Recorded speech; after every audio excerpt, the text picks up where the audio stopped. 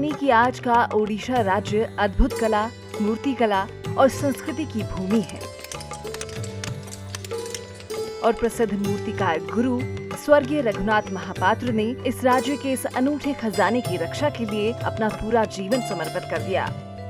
मंदिर नगरी पुरी से लेकर सुदूर यूरोप में पेरिस तक हर जगह उन्होंने अपनी अद्भुत मूर्ति कला का अनूठा चित्रण छोड़ा है।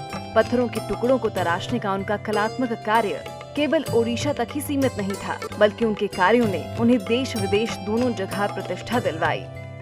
प्रसिद्ध मूर्तिकार स्वर्गीय रघुनाथ महापात्र ने पूरे विश्व में ओडिशा की शानदार मूर्ति कला की अविस्मरणीय छाप छोड़ी है। इस क्षेत्र में उनकी उपलब्धियों ने ओडिया संस्कृति और ओडिशा के लोगों को पूरी दुनिया में विशेष पहचान दिलाई है।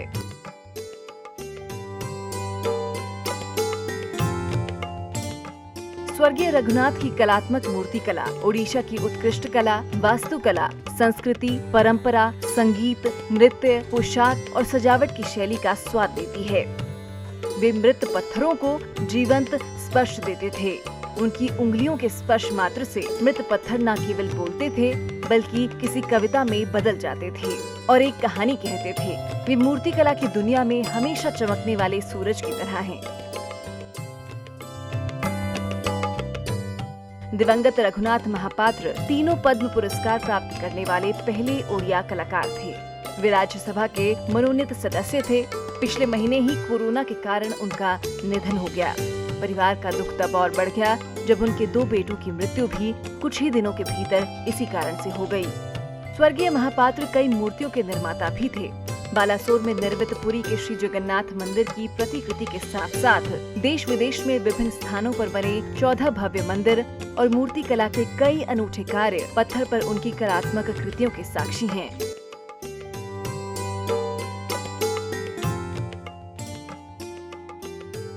संसद के केंद्रीय हॉल में लकड़ी से बनी सूर्य नारायण की 6 फीट ऊंची प्रतिमा और पेरिस में बुद्ध मंदिर में स्थित भगवान बुद्ध की प्रतिमा उनकी मूर्ति कला के काम की गवाही देते हैं।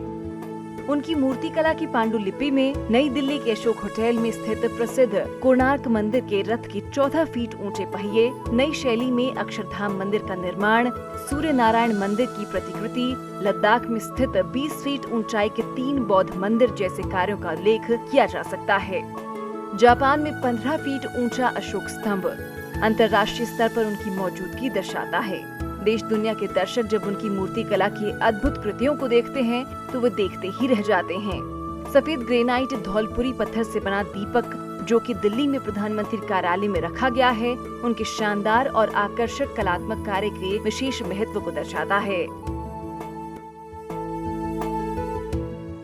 इसी तरह बालासोर का इमामी जगन्नाथ मंदिर, भुवनेश्वर के पास धौली हिल में भगवान बुद्ध मंदिर की 2 प्रतिकृतियां, कटक में बाराबती स्टेडियम के पास कोणार्क मंदिर के घोड़ों जैसी 12 फीट ऊंची प्रतिकृति, नए हवाई अड्डे में स्थित कोणार्क मंदिर के समान रथ के 16 पहिए, भुवनेश्वर में टर्मिनल, पश्चिमी ओडिशा के टिटलागढ़ में 3 मंदिर, जिनमें से प्रत्येक की ऊंचाई 70 फीट है। ये सभी स्वर्गीय रघुनाथ के अद्भुत योगदान के बारे में बताते हैं। ये कलात्मक कृतियां ओडिशा की कला संस्कृति की विशेषता की ओर भी इशारा करती हैं। हालांकि प्रसिद्ध कोणार्क मंदिर जैसा दूसरा मंदिर बनाने और नए संसद भवन में अपना हाथ लगाने का उनका सपना उनकी असामयिक मृत्यु के कारण अधूरा ही रह गया। पारंपरिक कलाकारों के विश्व प्रसिद्ध और अद्वितीय मूर्तिकार अब हमारे बीच नहीं हैं, लेकिन उनके पीछे पत्थरों पर शानदार और आकर्षक मूर्तियां, कलात्मक कार्य युगों तक बने रहेंगे, जिसकी वजह से उन्हें हमेशा याद किया जाएगा। Bureau report, ETV Bharat. 2400 घंटे लगातार खबरें देखने के लिए डाउनलोड करें ईटीवी भारत ऐप।